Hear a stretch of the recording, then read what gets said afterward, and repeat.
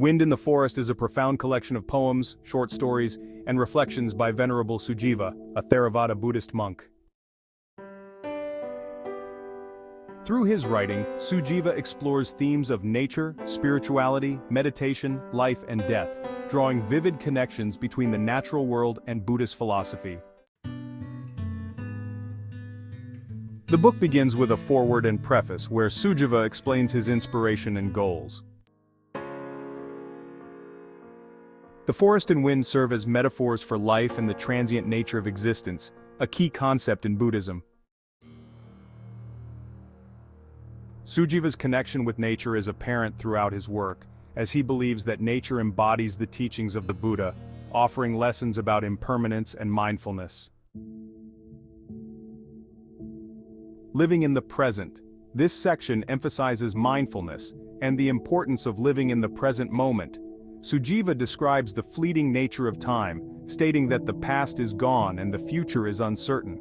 His meditation on time reflects the core Buddhist teaching of impermanence, urging readers to cultivate awareness in the now. Home again. Here Sujiva reminisces about returning to the forest, where nature becomes a spiritual haven. He draws parallels between the forest and the inner spiritual journey, reminding us that returning to the simplicity of nature allows for deep introspection and understanding of life's cycles. A dying disciple. In this touching passage, Sujiva recounts the story of a dying disciple who seeks comfort in the teachings of the Buddha. The monk's role in guiding the dying man through his final moments reveals the compassionate side of Buddhist practice, with a focus on preparing for death through mindfulness and letting go of attachment. The dream of the forest. Sujiva uses the forest as a symbol of enlightenment. The dream of the forest represents the spiritual quest to transcend suffering and attain peace. In this section, the forest becomes a mystical place where one contemplates the deeper truths of life. Nature's curtains and Kenyir Lake. The descriptions of nature are vivid and rich, from lush green landscapes to serene lakes. Sujiva's encounters with nature, such as at Kenyir Lake, evoke a sense of awe and respect for the natural world. These settings serve as backdrops for meditation and reflection on the interconnectedness of all living things. Meditation and enlightenment. Meditation is central to Sujiva's reflections. He describes the process of losing oneself in the wind, symbolizing the dissolution of the ego and the awakening of inner peace. The wind, which cannot be grasped or controlled, mirrors the nature of thoughts and emotions during meditation, sometimes turbulent, sometimes serene. Death and impermanence.